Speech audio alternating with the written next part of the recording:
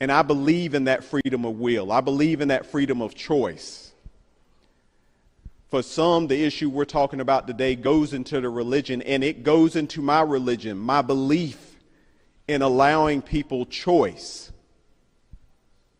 We have areas we have to take away that choice when it's for the safety of the entire community, when we are going to commit acts that are going to affect others in a very negative fashion, in a dangerous fashion, we are called to act. But then there are times where we have to show restraint. And when I see what we did on this bill, I hearken back to 16. And I'm not calling out names because that gets inflammatory and stuff about what different bills and stuff, because we did it on plenty of bills. But I remember a time where a bill would get dropped one day and we're voting on it the next, and it's a very complex bill and a very complex issue. That's not democracy. That is actually the antithesis of democracy.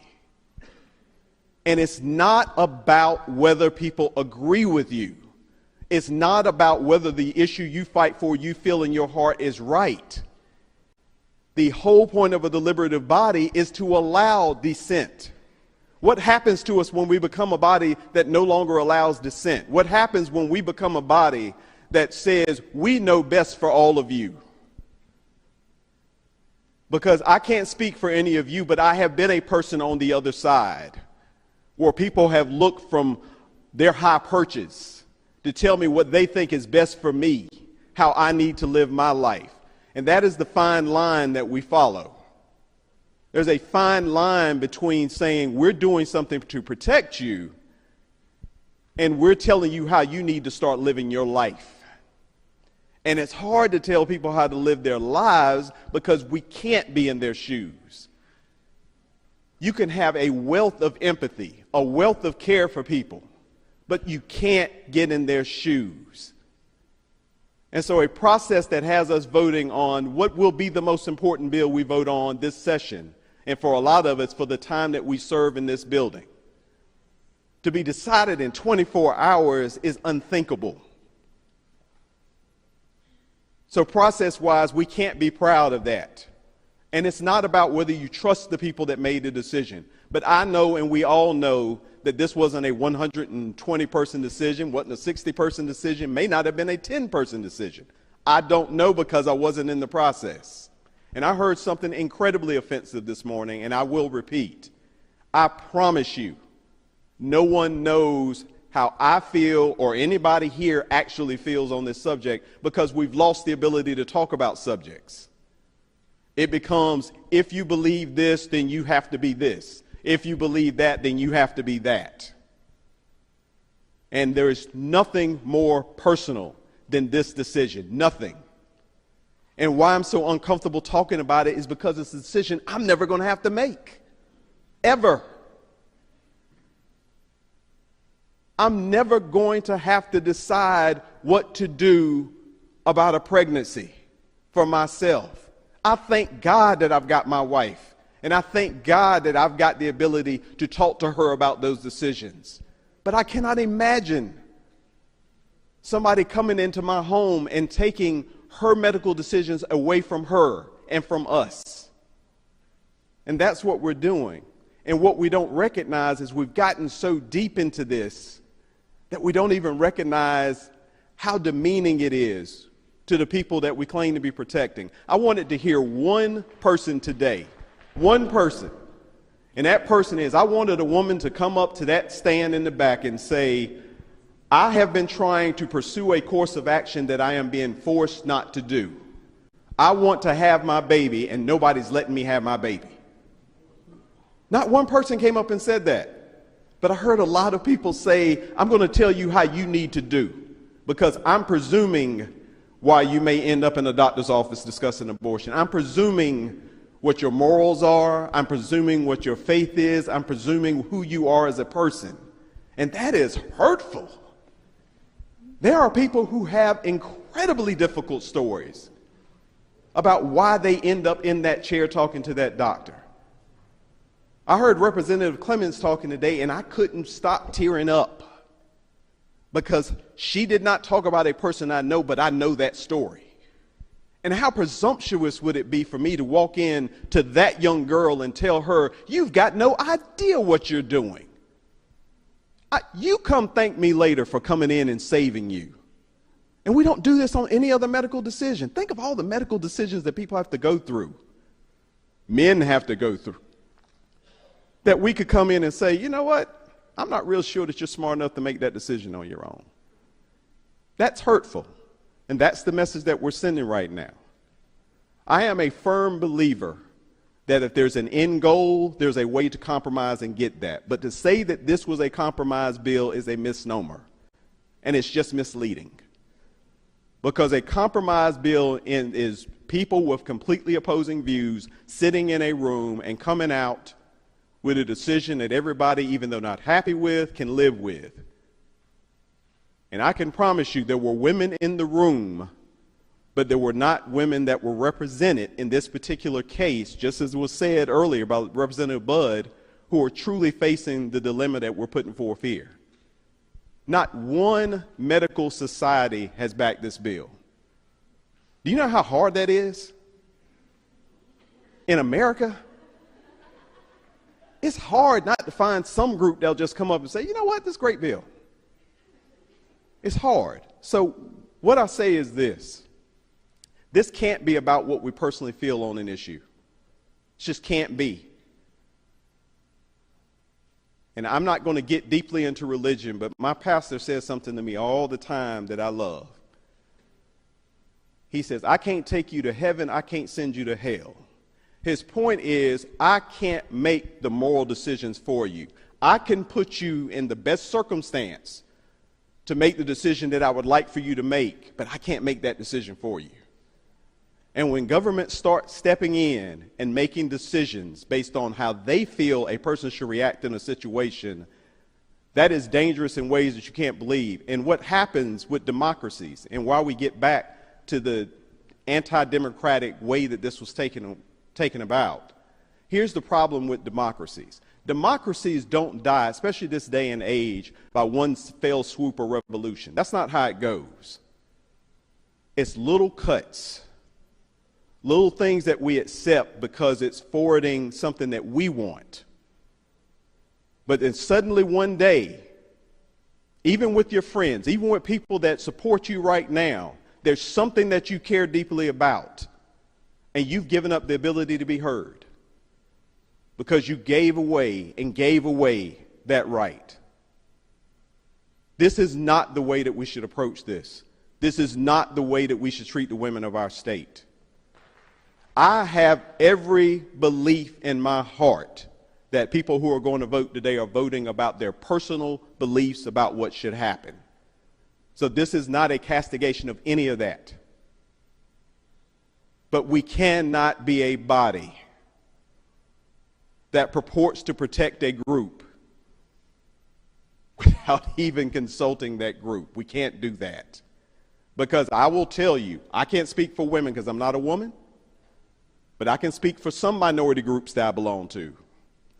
And I would be incredibly offended if somebody walked in to tell me what's best for me and that I'm not smart enough to make the decision that I need to make to move my life forward, and that I'm not strong enough to take the consequences that come with that.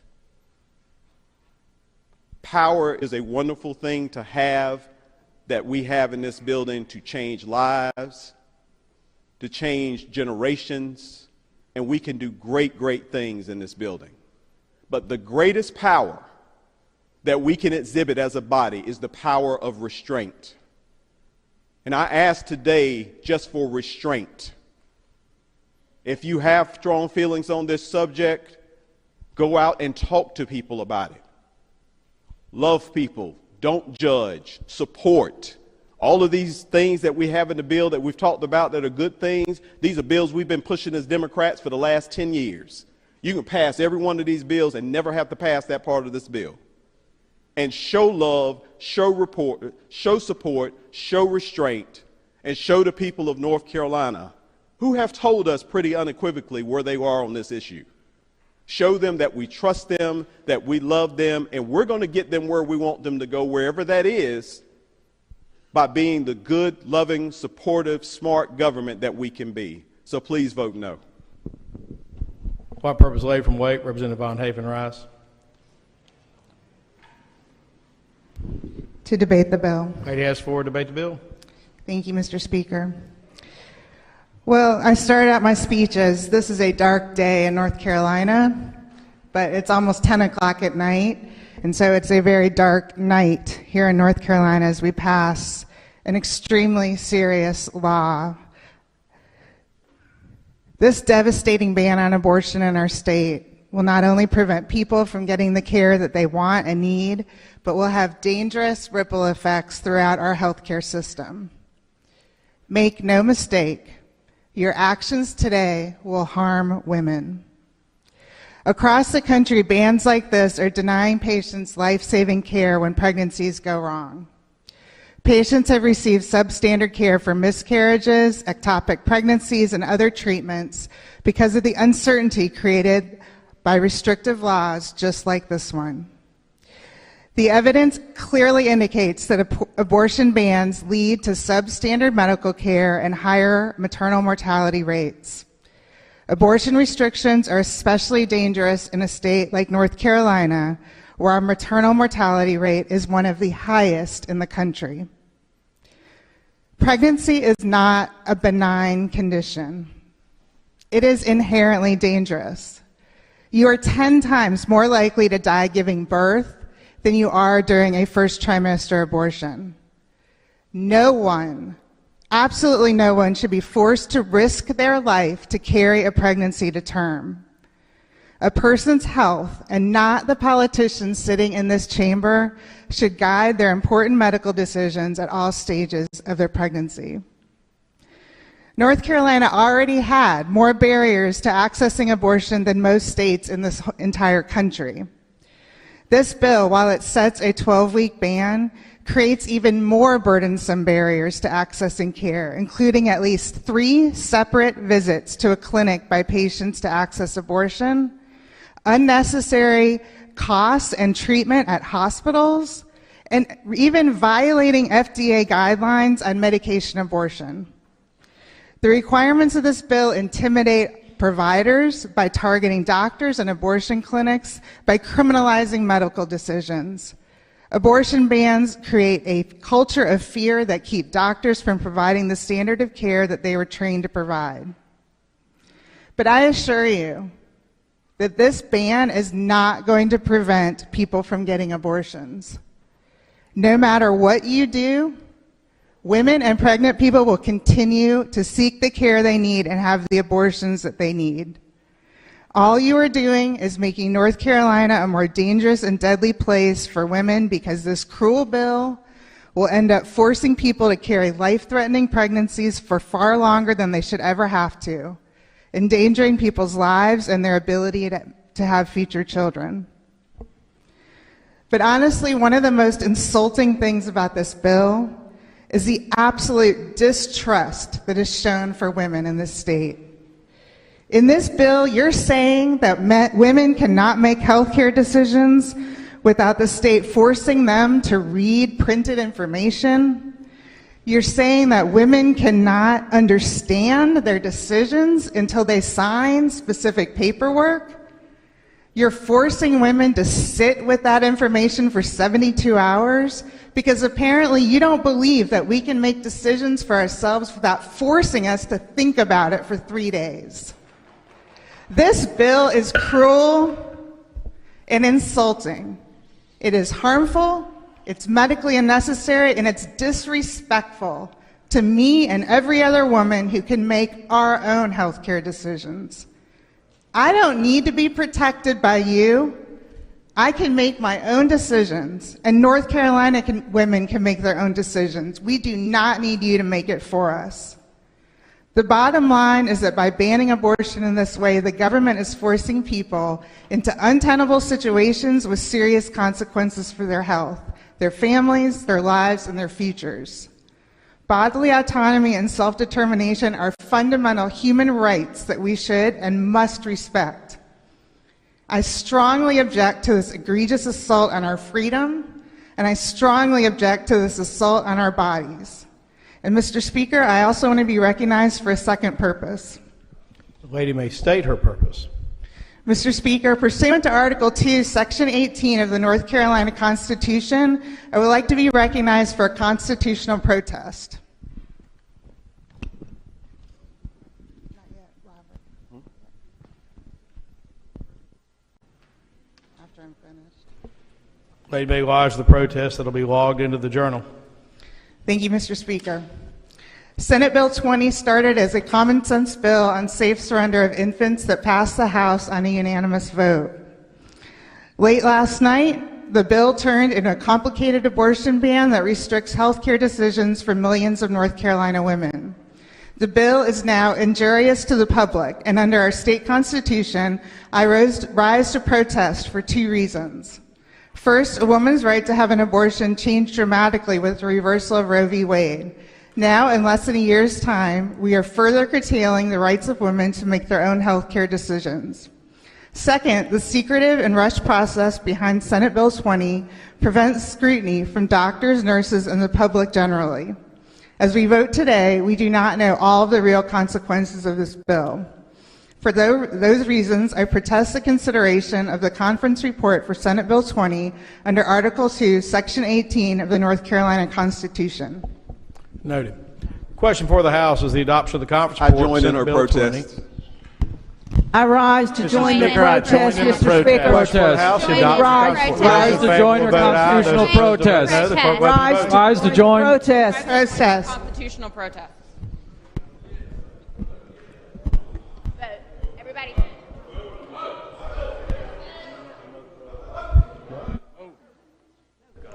The vote is open, and members. Representative Alexander, Representative Brock.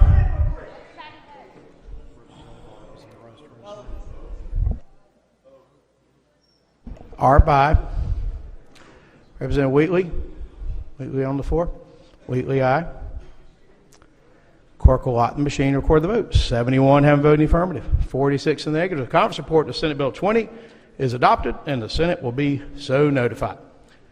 Stand at ease momentarily.